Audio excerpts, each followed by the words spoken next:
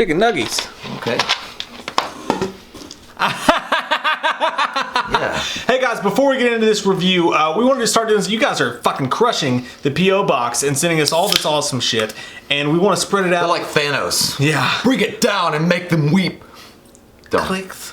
We want to spread it out throughout the Halloween horror month and open up just a little bit at a time. So we've got 2 packages to open before we get into the review. We'll be real quick with them. This first one comes from the Classics Pomade. These people make some super sexual things. And check out this box that they sent. It's got Mr. Halloween face. I'm aroused already. It's on it. It's got Mr. Jack. I'm not aroused anymore. Let's see what they've sent. Oh, and packages. Megaritos. There's a scroll.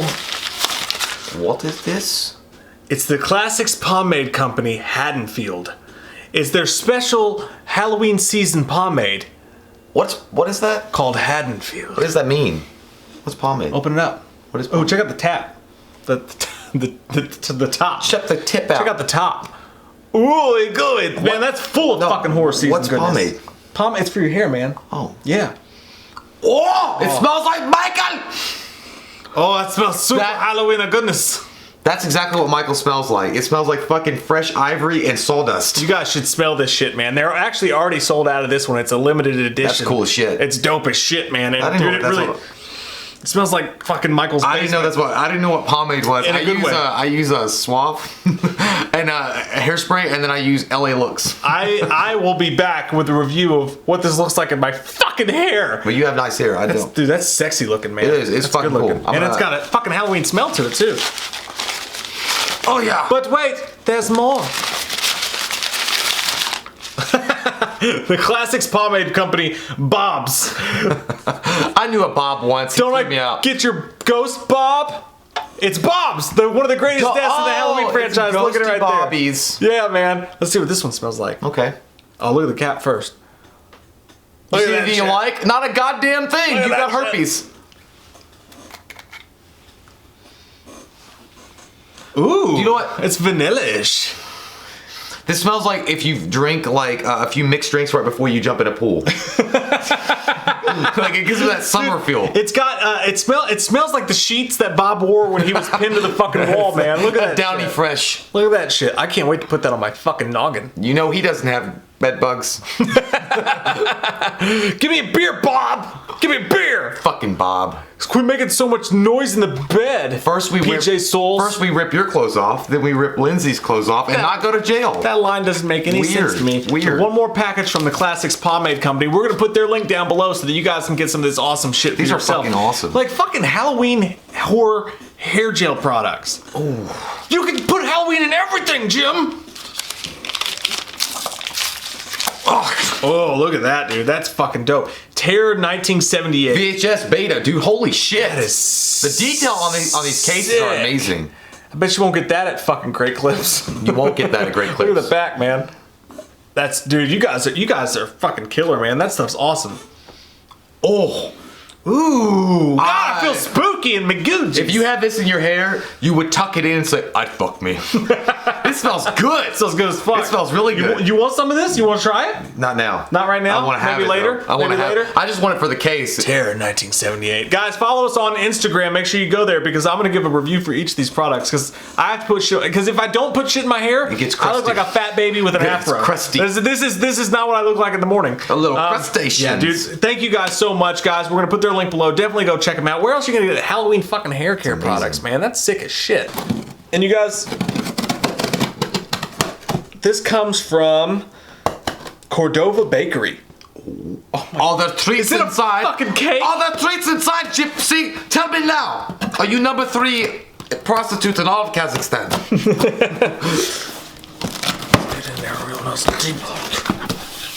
Oh. Oh, there's a note I get to read. Get the note out. Okay, so, Do it, Richard. dear Mike and Jay. Jay, why are you not doing your own show? I watched a movie. That's not what it says. No, he says, Dear Mike and Jay, my brother and I are big fans of yours. You guys are so damn funny.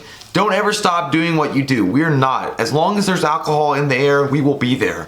On behalf of Halloween's 40th anniversary this year, I made Wham something that I know both of you will enjoy. We watch you guys so much, I feel that I know you personally, so take this gift from your friends, Charles and Ed. P.S. Best effect when in the dark and play original John Carpenter Halloween theme. Also, can I get, or also, can I and my brother Ed get a shout out from Loomis? Give it to him.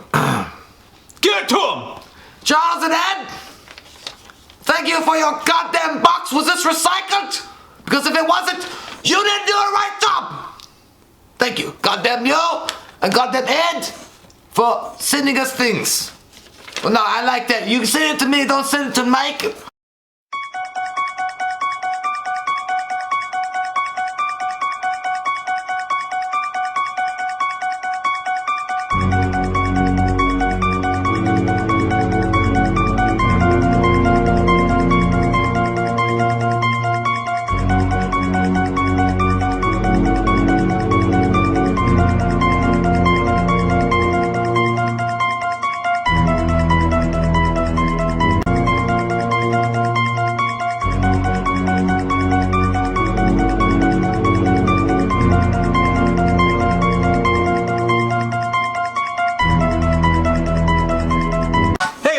We watch movie. I'm Mike. I'm Jay. And this is the review for H20. Halloween, Water. 20 Love years fucking later. water. H2O, 20 years later. Agua. H2O. They could have done a better job with the title because it really did. It's a lot. H2O. It's a lot. Like, and a lot of people periodic thought, table. A lot of people thought that the new one was going to be H40. Some shitty fucking news site actually reported it was going to be before Ryan Turk was like, no says I. You know what? They said fuck Halloween 4. They said fuck Halloween 5. They said fuck Halloween 6. No, why'd you do that? It's a ballsy decision at the time. I happen to feel like Halloween 2018 has a better reason to do it than they did because they just completely wrote Danielle Harris out of the series.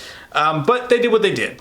Well, the main difference in this is, by the way, at the very beginning of the movie, it doesn't take place in Haddonfield right away. Like, a lot of people forget that when the title happens and it says, you know, Halloween or Illinois, it says like it's like Langston or Langdon. It starts in Langdon. Yeah, Langdon, Illinois, which fuck, I don't know what that is. Langlow? Whatever, not Langley, that's in Virginia. Lagalow. But, you know, they have a great big lot there Malabia. And half price all the time. Half price books. But anyway, also you get Joseph Gordon-Levitt in this, and it's cool that they bring back the nurse from the original one, and you see at the very beginning of the movie, it starts off with a cool feel. It's got that fall feel to it. That's always it's the only fucking part of the movie that has a fall. That's amazing. I like that. And then, you know, she's coming home after a hard day's work smoking cigarettes and drinking alcohol. She loves to smoke cigarettes, on the job and not caring about her patients. Look at the name tag, Grandma. You're in my world now. But she comes home. Her house has been broken into. She goes across the street, and obviously who are you going to call? Joseph Gordon-Levitt, hockey man. And he runs across the street. He's like, don't worry about the police. We'll call them, but I'll go in and check your house out. Already been suspended 5 times this year for getting a little crazy with the stick. That's called assault, brother. And it's also called sexual harassment. But anyway, yeah, he goes in and investigates. Doesn't see anybody. But it's cool. Like, the atmosphere is kind of working itself. Like, it's got that, like, again, it's got that cool fall feel at the beginning of the movie. Doesn't find anything. Steals some beers. Goes back home. Whatever. Nurse goes in. Then Michael shows up with a weird fuckety mask. At first, it's weird as shit because when Michael walks behind her for the first time and you see Michael full on, and after the nurse is going in, it looks like a goddamn alien had sex with E.T. It's like giant eyes. The alien mask. He has a...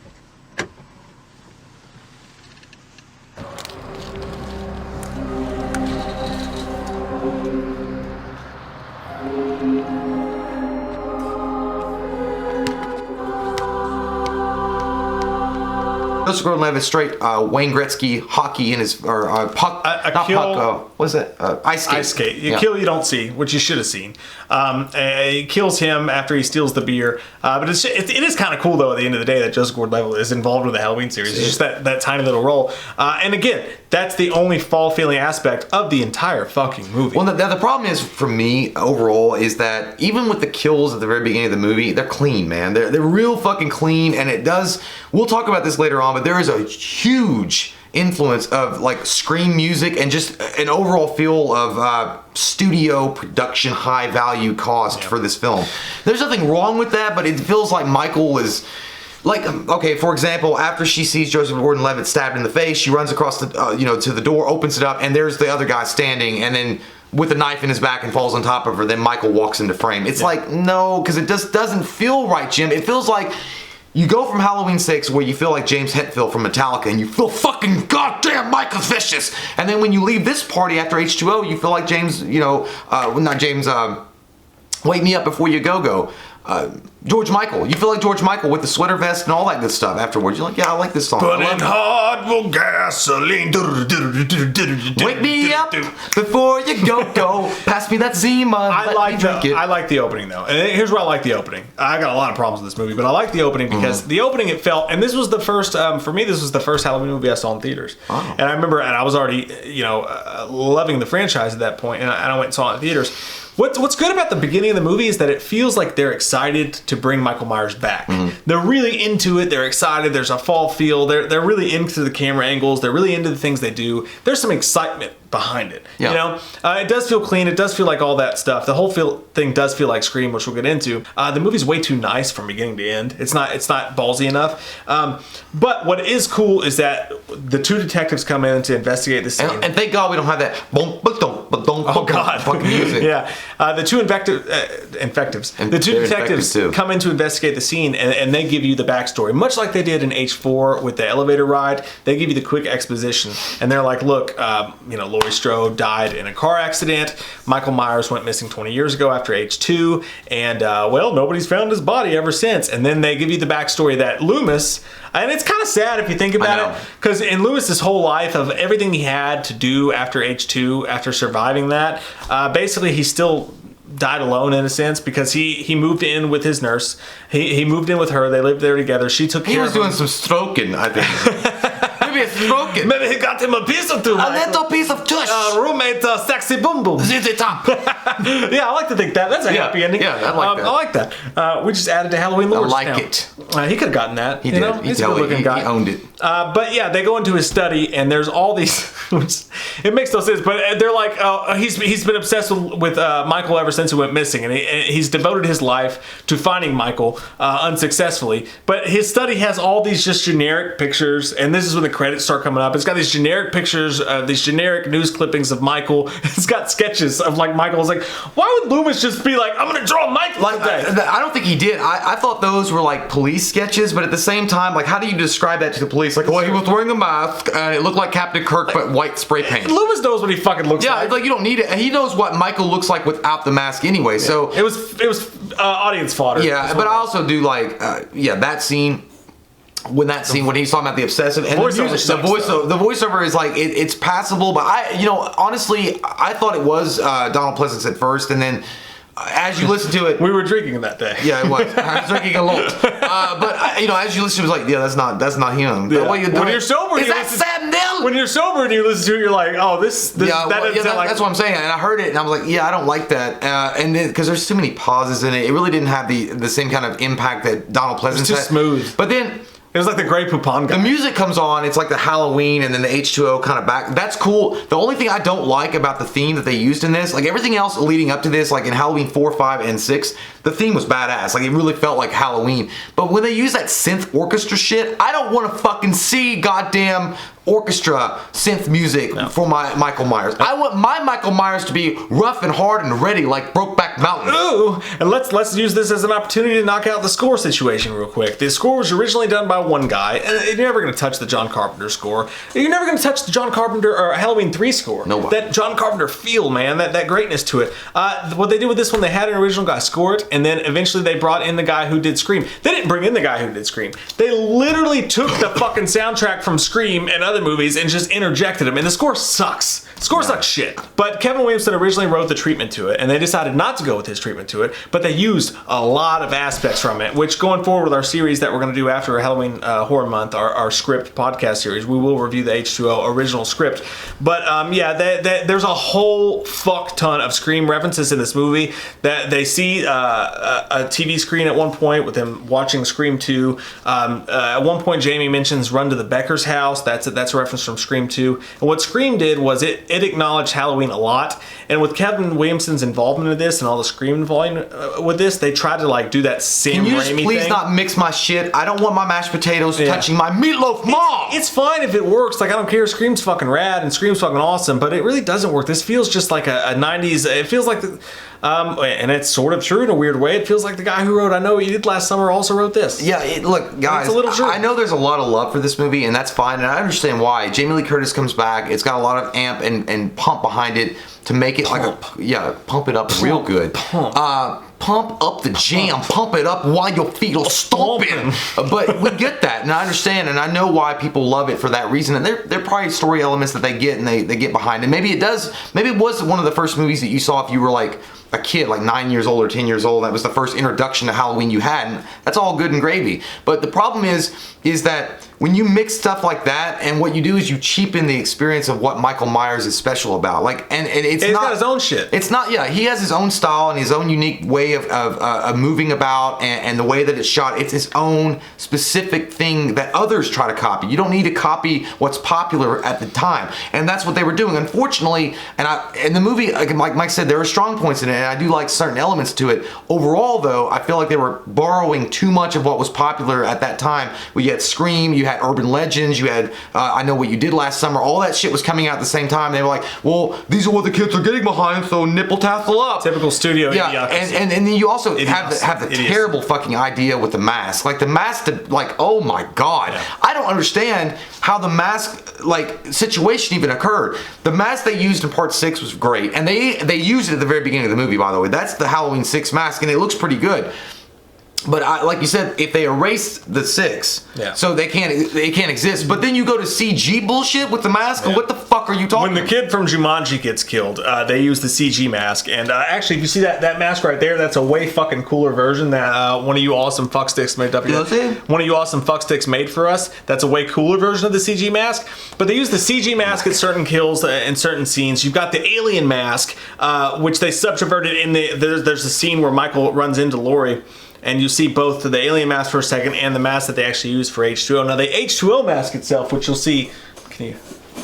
Don't touch me. Hold yourself right there. You're touching my dick. The actual one they use, it looks great at times. It looks great at times in the movie, but then sometimes he's got this weird receding, bouncy hairline, and he's like, "I'm a clown." He looks like the new It, where the hairline goes way back. It poofs up. Very strange. The mask is never perfect. Sometimes it looks okay. Sometimes it's garbage sauce. Sometimes he does look like he's going to take over for Green Day. This thing, he's going to sing out a great ballad. But yeah, so the basic idea of it from that very beginning, and the mask debate, which you guys could literally in the comments below just have a field day with just looking at there were so many different masks that were used, and they didn't know what the fuck, whatever. I'm not even gonna get into that. It'd take forever. You fast forward, it takes place in Northern California at a posh, up kind of scale private school that looks like goddamn the miners for Hogwarts. It looks like a Hogwarts school.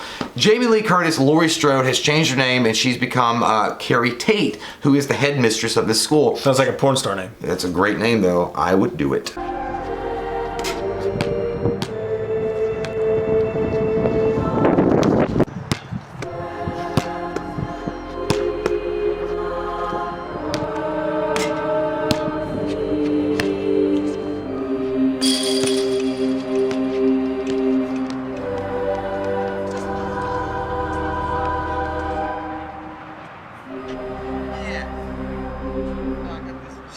Jolly Ranchers only, the red kind, you know what I'm saying? Alright.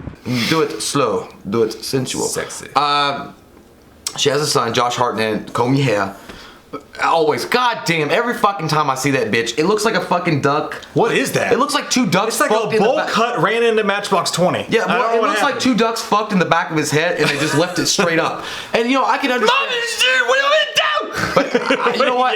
Josh Hartnett's not a bad actor by any stretch of the imagination. I don't mind Josh Hartnett. He is in this movie. But in this movie, yeah, like he was like, Michael Myers is dead. He's like, how many times do I gotta start living? Mom, I'm done. And like, you know, and then we're out of Percodan. Yeah, he's such a fucking douche. And then the way he wears his clothes, like, I don't know, like the whole thing about him, he is very teeny bop as shit, and they made him that like way to, you know, to sell ass to the audience, and it smelled like that. The bathroom scene when Michael steals the purse from the little girl and the mother. In the movie. That's a great scene, and it really did actually add some freakiness to it, because what it also kind of shows, I guess, the character of Michael is like, I ain't gonna fuck with nobody singing show tunes. Like he comes in there and the little girl's like, Jesus loves the little children, or whatever she's singing, and Michael's like, It's okay. It's okay. I'm just gonna steal your purse, take your shit out of there. Don't need those napkins. I just need your keys. He didn't fuck with them, but he walked out. They are gonna have homage to that, which you saw in the trailer for the new Halloween. Another sign of the movie showing in a way, and I'm glad that he didn't kill them.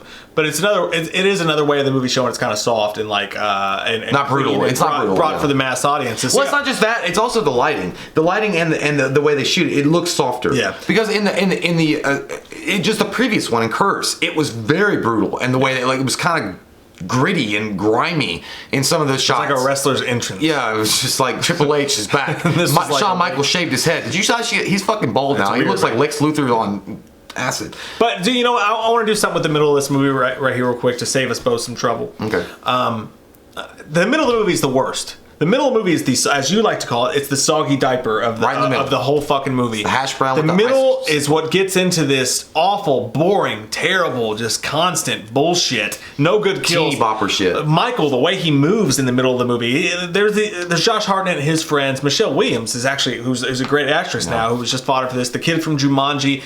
They're gonna go. I'm gonna go to Yosemite, Mom. God.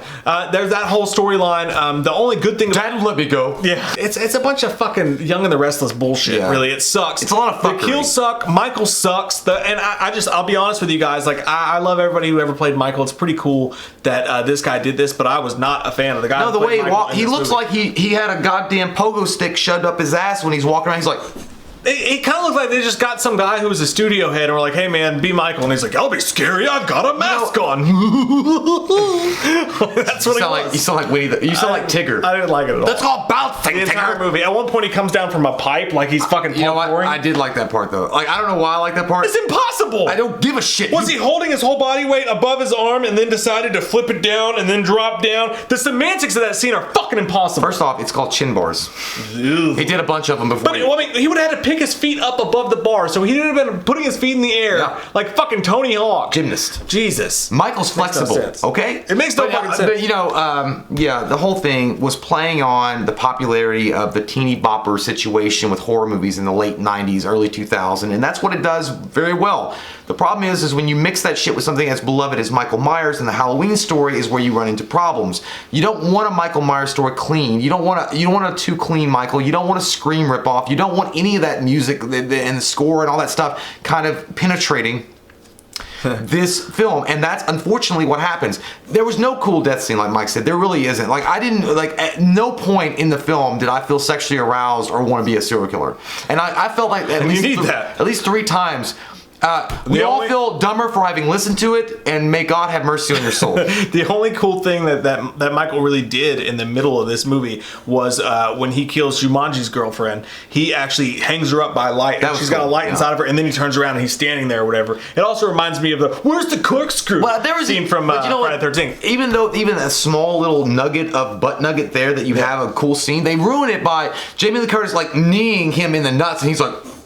And they even zoomed in on his stupid face. I haven't even gotten there yet. That scene's terrible. We haven't even gotten there yet. It's just the middle when he's chasing the kids. It's just awful, and it's non-suspenseful, and it's terrible. And you got this whole shitty romance going on with Josh Hartnett and Michelle Williams. He's gonna leave you for the girl. He's gonna leave you for Kate Beckinsale anyway in Pearl Harbor. One bright spot in this movie, though, is Adam Arkin, the guy who's dating Carrie Tate. He's dating Jamie Lee Curtis's character. He's a poor man's George Clooney, but I like him. He's really charismatic. You say that? I think he looks like a thinner George Romano. Actually, I can see that too. He also, LL Cool J is also good in this movie. I like his character. He's cool. Sweet round melons. He's a security guard. He just wants to write one more book, baby, before I go work with your daddy. I liked his character a lot, and I like Adam Arkin's character a lot, especially when Adam Arkin goes to check on the kids that are left behind from the field trip, and they're like, let's just go date rape some guys. You want to come with it? He's like, I can't. I got to get my nipples pierced tonight. Like, you're the coolest teacher ever. And he's so horny. Like, all he wants to do is bang Jamie Lee Curtis. I'm gonna score your ass again.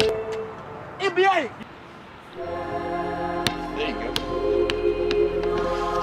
Bending over like old fucking Mother Hubbard. Why you down there, son? Oh shit, he got game now. Oh shit. Oh shit. Alright.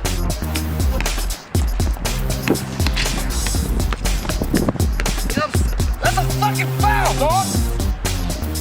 Don't touch me like that. What, you in prison? What, you gonna fuck? Oh, you in my face. You don't hold me like this, son. Okay. through elbows. He fucking in the hood. Oh my God. I would have liked to have seen the film kind of focus more on Ronnie, George Romano's like younger brother, and Jamie Lee Curtis. Like if it had just focused on those three and their story and how the kids. Yeah, instead of the kids, instead of trying to add the whole idea that Josh Hartnett turned 17, and that's really well, you know, in that kind of way, it was cool, I suppose. I'd like to see that. It was cool, I guess, that Michael waited around till the kid became 17, but Michael didn't know about him. But I guess there was some kind of animalistic urge. But the pinnacle of the movie is when she grabs the axe, closes the fucking gates, and starts screaming for Michael. It's just her versus him. It's one-on-one. It's a great fucking idea, which is what I imagine how they're going with Halloween 2018. I loved it. You don't like that? No, I love it. I thought she was a badass with an axe screaming Michael. Yeah, fucking cool. but you mentioned wrestling. It does feel like goddamn Stone Cold Steve Austin just walked down the games like, where's the goddamn Rock? Like, come on, man. No, first off, it doesn't make sense at all. You wouldn't be that fucking open and brazen about it. I gotta understand you want to face your demons, and I get the whole goddamn idea behind it, but the fact is, Michael Myers is a supernatural serial killer that has survived for 20 fucking years stalking you. The last thing you're gonna do, you're supposed to be a smart character, is walk around with an axe that you're probably not proficient at all, and fucking Micah, like, what are you gonna do? You are a weak person compared to what he can do with a knife, and you have a fucking little axe. But she's more badass than the average bear, though, because it's like that one scene where the guy is like, what do we do? What do we do? And she's like, try to stay alive, and she's like being badass or whatever. She even though she's been scared all this time, she is a little bit. She's been through some shit, and that's the whole idea of the franchise. I would have like you go through some awful shit, it makes you stronger. I guess so, but I would have at least, if she had done some Home Alone shit or something, set up traps. I don't know, because well, here's the thing. Give him some fucking like brute when he shaves. But you know, at least they did something. They acknowledged that, you know, as far as like strength level, there's no comparative strength. You are a fucking minute insect bedbug piece of shit. Compared to him. Yeah. Well, in Halloween 6, what they do, they poisoned him first, and then he got weak, and then Paul Rudd was able to fuck him up. Yeah. You do this now, you're saying like, oh, well, she's on the same strength level. But the whole theme is, I mean, that's it's a a revenge. theme, though, but then, well, she's supposed to be smart. They almost named it the Revenge of Laurie Strode. Well, that would have been stupid. But well, at least set up traps. Be smart. Use your intelligence. You don't have to be fucking super strong to take him on. Like, be smarter than him. I get you. The whole idea was, like, I don't know, that whole scene when she's walking up, while it looks cool cinematically, and I can see why it sells, it just overall, what it does for the story, it doesn't add anything. It's just this bullshit like, we got a closed circle. We got to make the circle closed here, and this is what's happening. Jamie Lee is done after this. We got to make something cool. They did preface it too, though, in a scene that was, for me, kind of a cheap ripoff of the first scene. One of my favorite scenes from the franchise. In the original, when they're sitting in the classroom, and Jamie Lee Curtis in the original, and they're explaining fate. That scene, as I've said before, explains what Michael is. That he's fate. It's all that shit like that. They try to kind of rip that off and make it like a Frankenstein sort of thing. Like she has to face her fate, and you even see Laurie Strode stop and think about it for a second.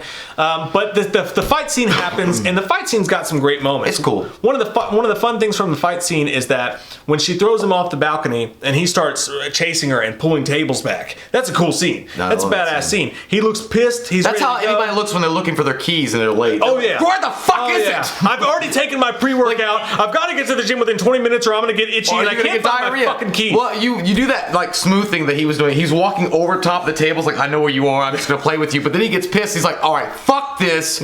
I'm late for a luncheon with Jason. And he's like, where are you? What have you done? I hit the chair and it hurt really hard on my back. I was out there. But she does. I mean, she stabs him with a flag post. She stabs him a few times with a knife. He falls off the balcony. This whole scene happens, and then in a stupid fucking scene, because Michael's already come back from worse than this in this movie. She goes to stab him again. LL Cool J comes out and says, "No, it's cool. Stop," or whatever. They go outside.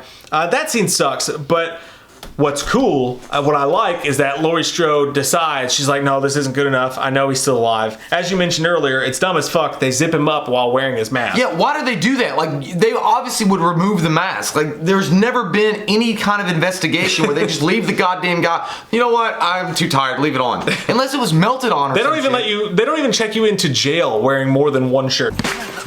Not me.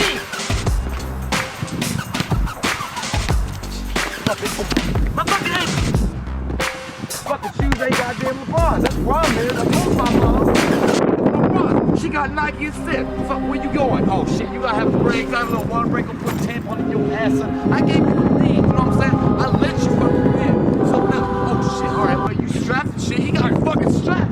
She steals Michael. She steals the van. She's going to take him to his death. It's a badass scene. It culminates in her stomping on the brakes, throwing him through the windshield, running him over, and what I think is a really fucking cool scene. And if the money ran dry and nobody was ever going to see a Halloween movie again, it would have been, to me, a good send off for the franchise.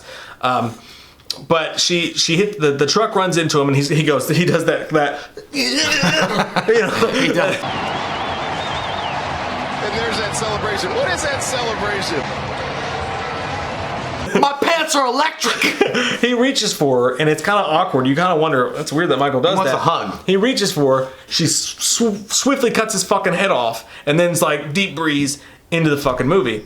And we're going to go into all the stuff behind that. But I just want to say that to me, the one-on-one, the standoff, every time I always thought of one of these classic serial killers, these unstoppable supernatural beings, you always think, well, what are you going to do? What are they going to do if you cut their head off? They won't come back from that. I thought it was really cool of an original decision before they decided to retcon it to cut his head off in that way. I thought that was badass. I just thought it was cheap as fuck at the very end of it. I get why they did it for, and again, but it felt very forced. It felt very like final because Jamie Lee Curtis had already said she wanted to come back and do this one last thing, and it felt very like last minute. Okay, we got to make sure. Yeah, well, they build it, but they didn't build it at. Okay, we're gonna make a very Universal Studios treatment to it at the end.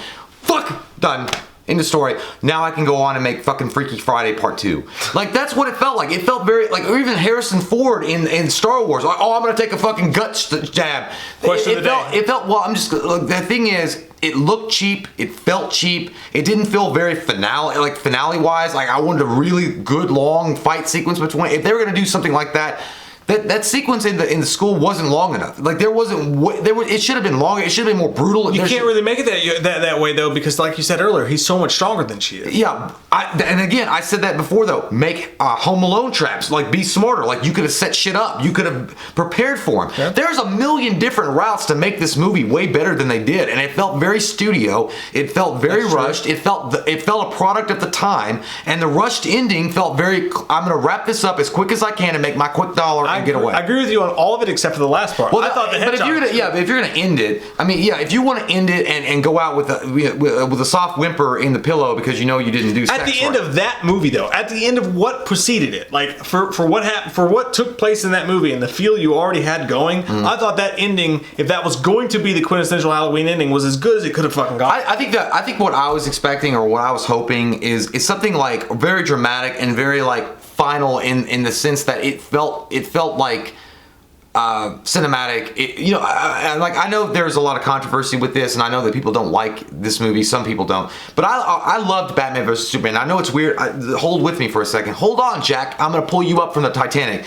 Do you remember that scene with Doomsday and Superman when they both stab each other and it's like very final and it's like dramatic and the music swells and all this is emotions going and running through it. Yeah, I wanted something like that. Almost as shitty as that movie was, Halloween 5 when Loomis is beating him down with the whole thing and it tranked him.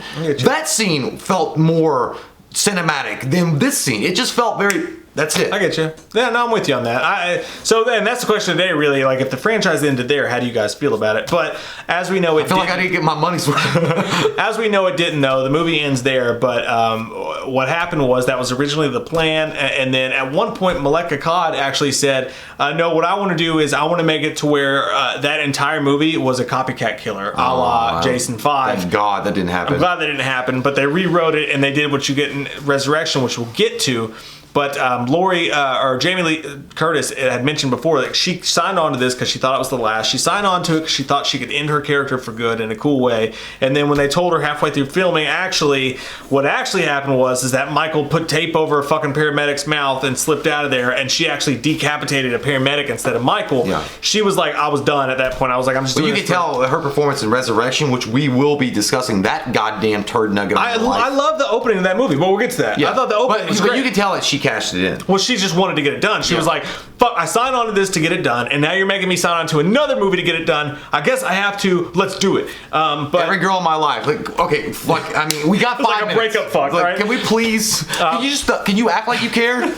So ultimately, though, I give this movie a 6.5. And you know what? This is weird with these reviews. My ratings for each of these movies has changed over the years. It changes every time I watch this. I see something.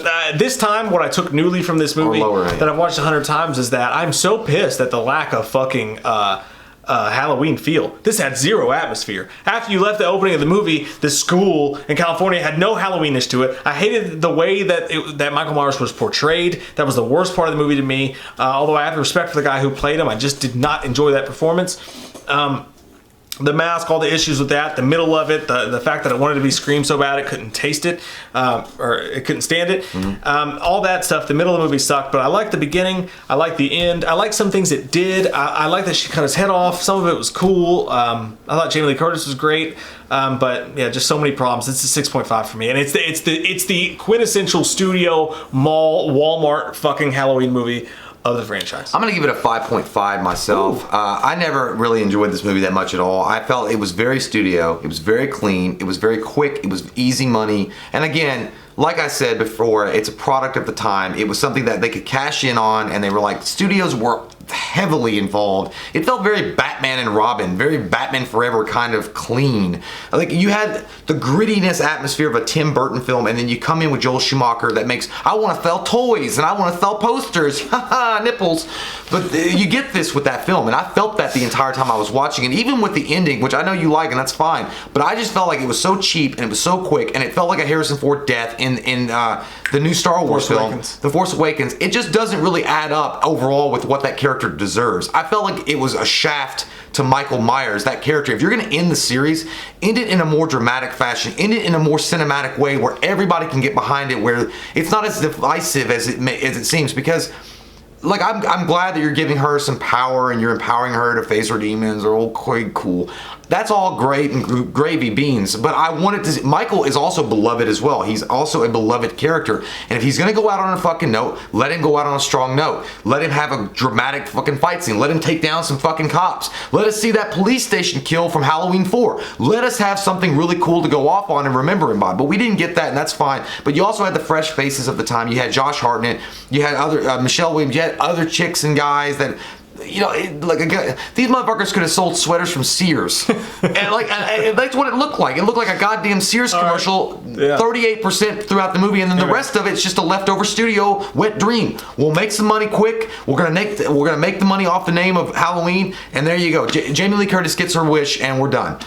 But either way, I know people love it, and I understand why. They grew up on it, or some of them were young when they watched it. It was their first introduction, but I was never impressed with this movie. I think the reason this movie's so beloved and is because it's one of What's this life? There was a Creed song playing. Remember the stereo? That's the song. We'll have your fucking faces, and we'll be back with that dark shit of Halloween Resurrection. Oh my god. Jesus Madrizus. How much are we gonna drink before that one? Fucker. Oh god. Comment down below, let us know. We love your fucking faces. If you're new to the channel, click that subscribe button and get some goddamn wham opinion. Do you guys, just a quick question. Do you guys Sudoku on a dark night? Do you Sudoku? I'm available. We watched a movie. Yeah. We watched a movie. We watched it. We watched a movie. Yeah. You know what? We did a review. We watched a movie. We watched a movie.